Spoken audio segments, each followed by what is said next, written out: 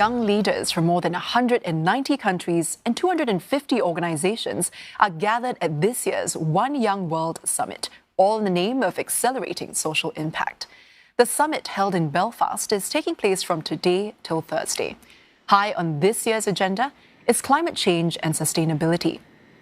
The youth delegates will get to hear different perspectives from various political, business and humanitarian leaders on how to make a difference in the world. And for some perspectives on the summit, Paul Polman joins us live now from Belfast. He's a climate and equality campaigner and also the former CEO of Unilever. Now, Paul, let's start with the One Young World Summit bringing together youth leaders from around the world to accelerate that social impact. What are some specific roles you think young people and the next generation of business leaders can play when it comes to shaping the climate future? And also, what are some of the bigger challenges you foresee they will have to overcome?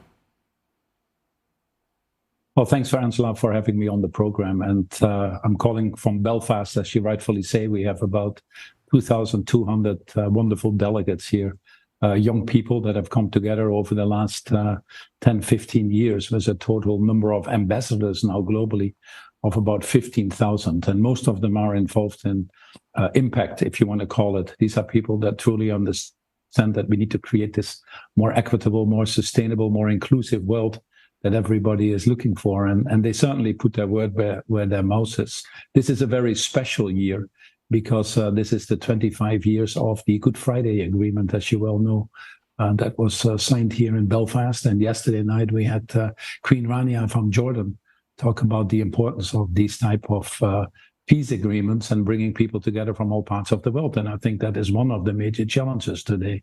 The number of conflicts that we have, the geopolitical tension that you see is holding us back from attacking jointly some of these major issues that we have, issues like climate change, issues like inequality, issues that cybersecurity, if you want to. So whilst more of the issues are global and need to be tackled together, we seem to be growing apart. And the young people have an enormous amount of energy to tackle these issues. They understand it's their future that is at stake, and they don't want us to hold back. So especially when it comes to these burning issues of climate change will undoubtedly be high on the agenda over the next 3 days. And speaking of which, let's talk about that climate change. You've mentioned that when it comes to tackling this climate crisis, simply aiming for sustainability is not enough. So how can companies achieve long-term impact when it comes to accelerating the global fight against climate change while also still remaining profitable in the short run?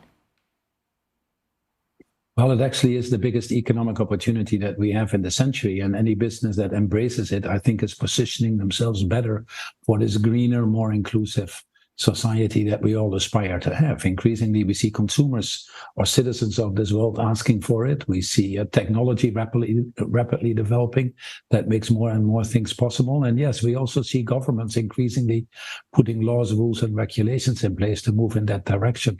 So the train has left the station. And we're now at a point, regretfully, that we've waited so long to attack the issues that we're actually seeing enormous costs coming in, costs in our food system, in our political security, air pollution, destruction of biodiversity. We would argue that COVID, which is a zoonotic disease, is a direct result of that destruction of biodiversity. So wherever you look, we see costs coming in that are becoming significantly higher than what we actually will have to spend to avoid these issues in the first place. So I would argue that this is the biggest business opportunity of the century. And what we can increasingly show is that businesses that actively embrace and try to decarbonize their business models are actually increasingly showing that they are also financially more successful.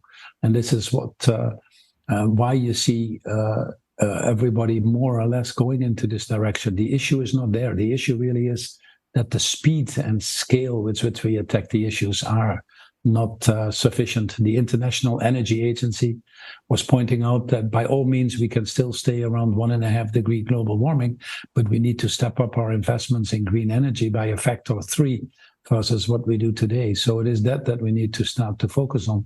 And we will be talking today not only our energy transition that needs to happen, but also our food transition. Our food system itself is a very destructive system. It drives poverty, it drives deforestation, degraded land, it depletes our water. Food systems alone account for about 30% of climate change.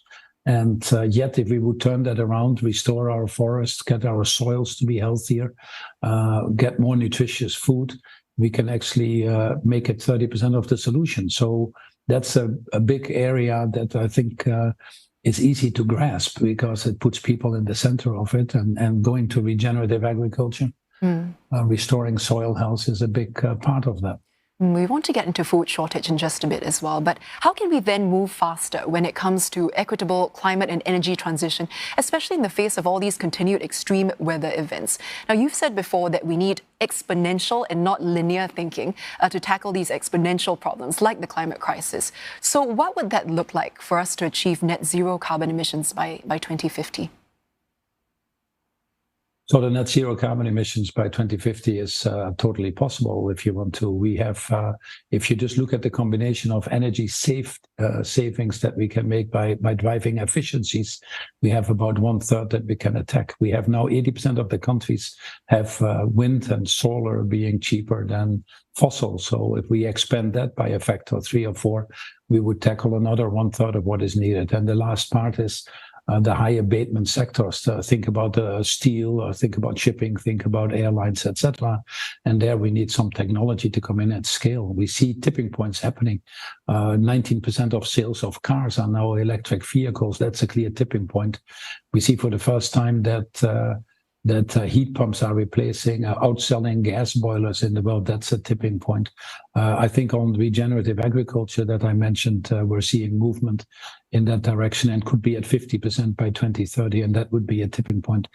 Solar and wind are certainly tipping points in the world. So what we now need is the right policies and the right consistency of these policies. And what we see is that many of the politicians, under the pressure of short-term political cycles, are choosing the easier route of being re-elected whilst doing damage to the long-term health of this planet. And that needs to be better explained to the electorate if you want to. We also need businesses themselves to step up. There are many businesses that have made commitments on climate change, but they are not yet in line with what science tells us what we need. So whilst we talk food security or climate change or poverty alleviation, many people would say that the real issue is one of leadership in the end of the day. We have the tools to tackle it. We now need the willpower. So perhaps it's more of an issue of greed, of apathy, or selfishness that we need to attack and ensure that we have the right leaders running these companies, running these countries. And this is one reason why we bring together these great young people here to create the next cohort of leaders. Paul, thank you so much for sharing your insights. That was Paul Polman, who is a climate and equality campaigner and also the former CEO of Unilever.